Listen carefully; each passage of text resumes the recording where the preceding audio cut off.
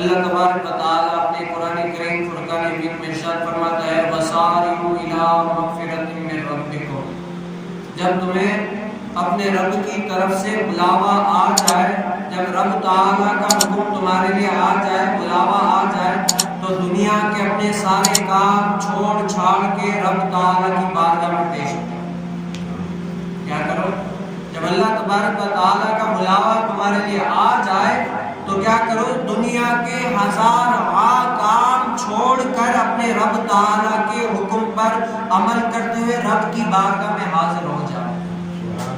اگر آدمی کو کوئی سیٹ بلائے تو آدمی یہ کوشش کرتا ہے کہ کم از کم جلدی میں اپنے سیٹ کے پاس پہنچوں تاکہ سیٹ ناراض نہ ہو اور اس سیٹ کو کوئی شکایت کا موقع نہ ملے۔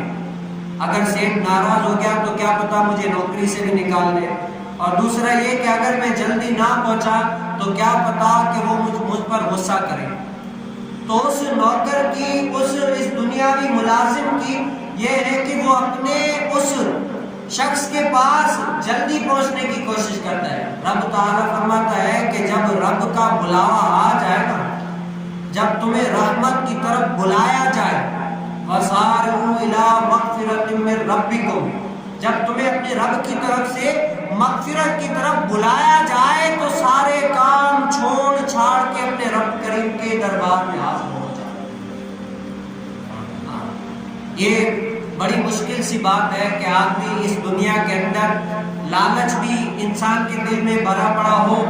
اور پیسے کی تما بھی بہت ہو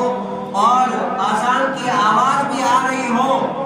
رب تعالیٰ کا حکم بھی آ گیا کہ اس پر نماز فرض ہے، ہر کام چھوڑ چھاڑ کے نماز کی طرف آ جاؤ، انسان لالچی بھی ہے، رب تعالیٰ کا حکم بھی آ گیا، اگر وہ اپنے اس لالچ کو دبا کر اپنے رب تعالیٰ کے حکم پر عمل کرتے ہوئے